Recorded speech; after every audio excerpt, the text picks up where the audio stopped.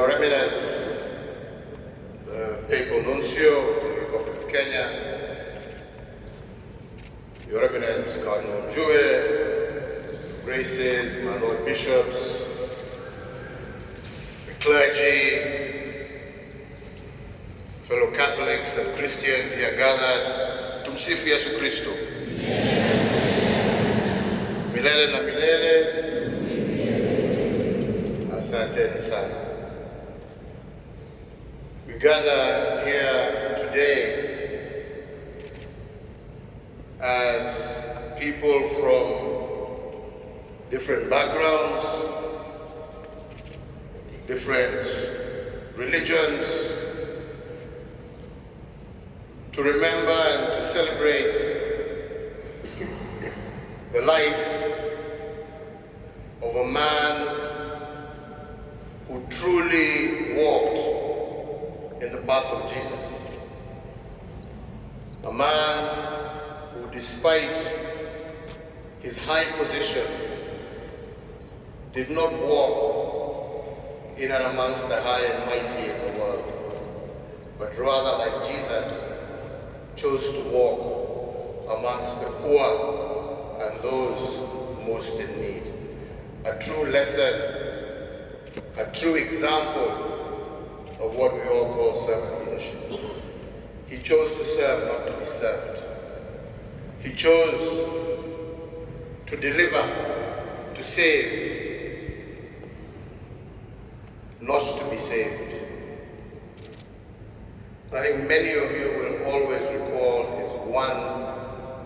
his statement everywhere he went. He just said simply, just pray for me.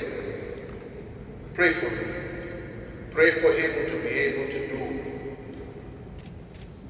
what he was doing. He was able to extend beyond his religion. He was able to see us all as humanity. He didn't pick and choose. And even the most vulnerable and the most outcast, he was able to ensure that they were given solace and comfort. Truly a man who walked in a path of giving dignity to human life, regardless of whichever condition one found himself. I had the pleasure and honor to meet him twice, and the memories of those meetings remain very dear and close to me. And I can stand as somebody who can testify to his level of humility and concern. Without mentioning any names, I remember when he was here in Nairobi, those in the diplomatic service will know that usually when there is a head of state, which he was one, or a head of government, there would be a one-on-one session that you would exchange tete-a-tete before you would get into main meetings, so on and so forth. So we were sitting in my office with His Holiness and just talking about things that we needed to talk about. This was an office where I met very many different people, you know, from Obama to leaders from all over the world.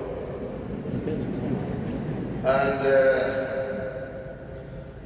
when we finished we were now to go to the meeting, somebody had really requested that they would like a moment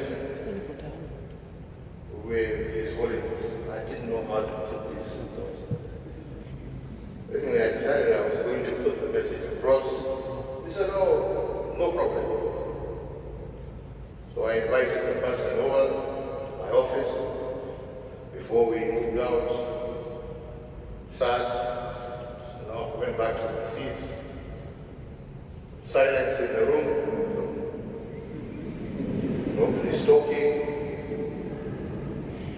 And His Holiness turned and looked at me and told me, "I thought you said you wanted to talk to me."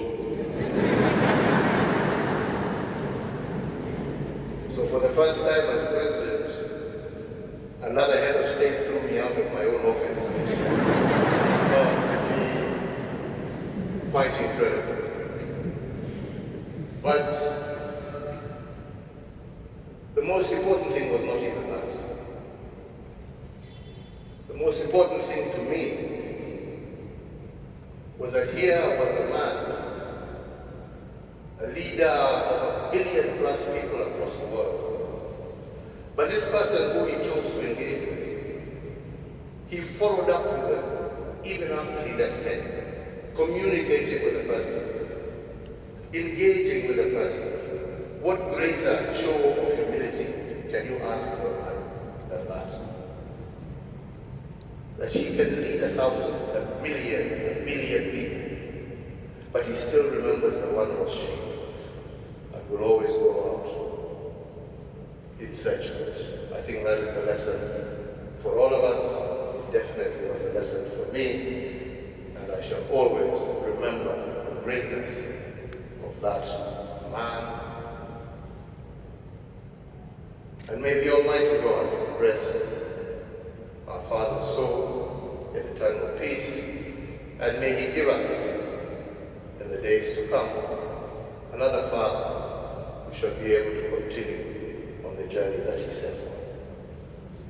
Asanteni sana, Mungu awabariki, Mungu awalinde. Sina mengi, ni hayo tu.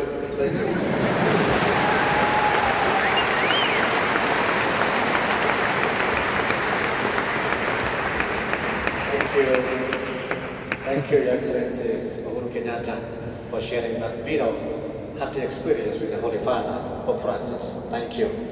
And now, I would like humbly to invite and welcome His Grace, Philip Anyolo, to take us through the last part of the program. Karibu sana, Your Grace.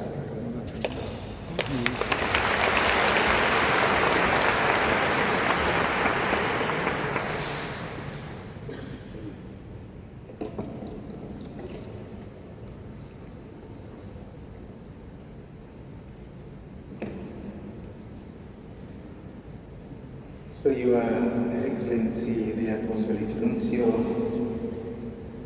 in Kenya, Bethlehem, Megan,